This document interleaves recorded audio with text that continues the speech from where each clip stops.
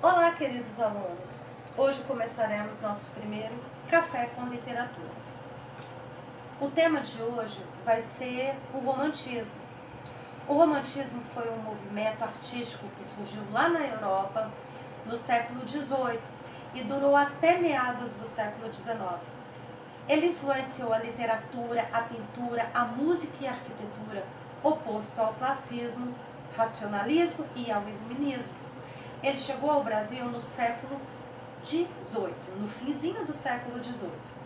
Trata-se de uma escola literária que surgiu na Alemanha, num movimento chamado, agora vocês vão me perdoar, a tradução, né?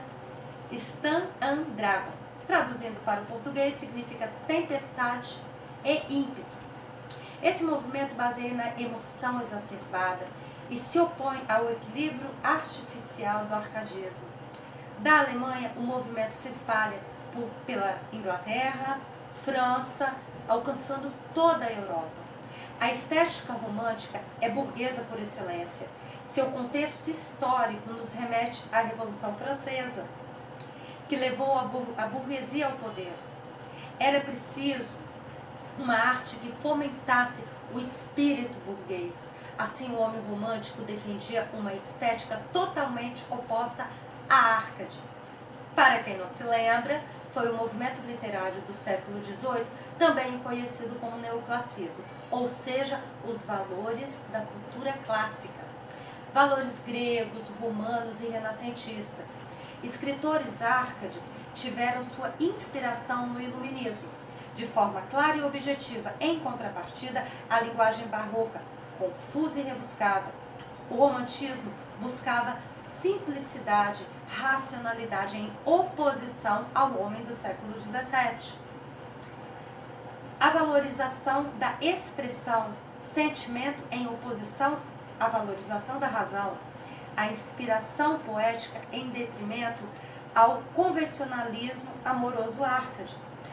Os românticos não viam mais a natureza como objeto de imitação, como os árcades, mas sim como objeto de inspiração.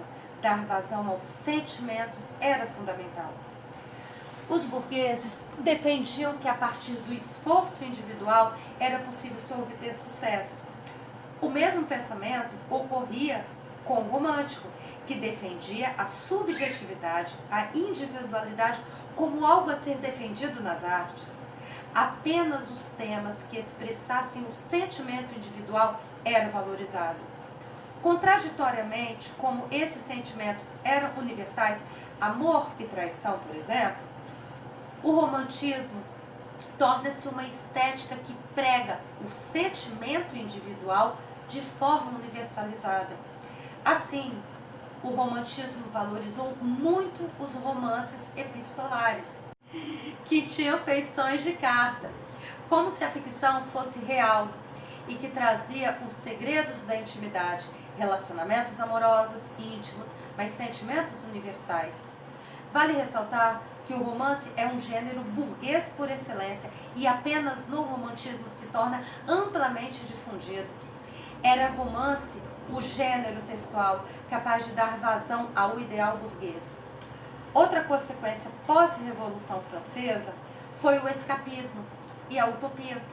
Os revolucionários se desencantaram com as consequências da Revolução Francesa e suas promessas de sucesso não cumpridas.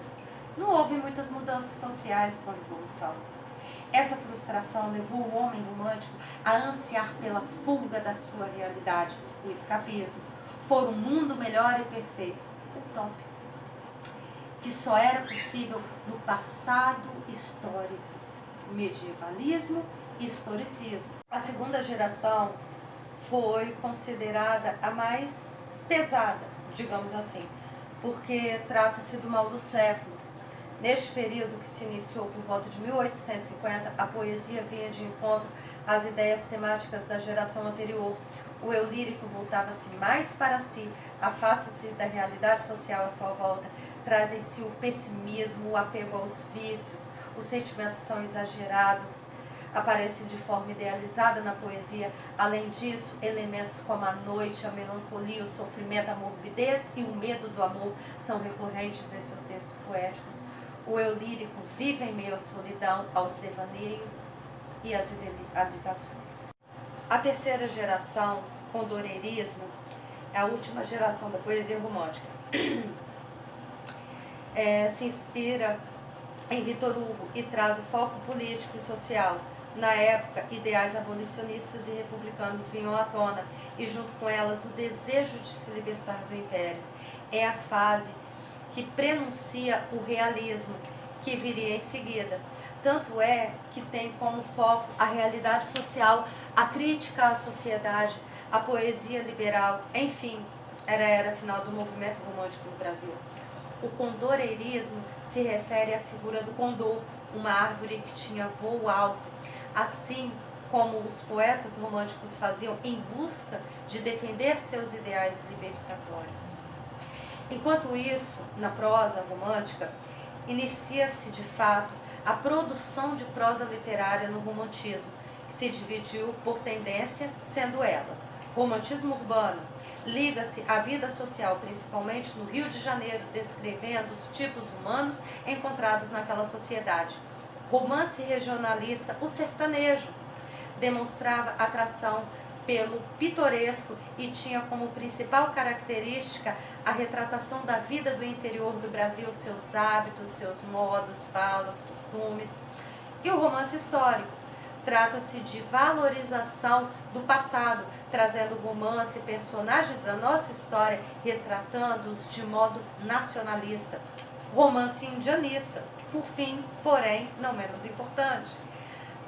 A romance indianista, que teve como maior representante o romancista José de Alencar, e como característica a idealização do índio como herói brasileiro, nobre e valente. Já a relação com os aspectos formais da literatura romântica é desvinculada dos padrões do classicismo, caracterizando pelo verso livre, sem métrica, pelo verso em branco, sem rima. Características como o subjetivismo e o sentimentalismo não podem se separar da estética romântica, pois estiveram presentes em toda ela, tanto na prosa quanto no verso, em verso.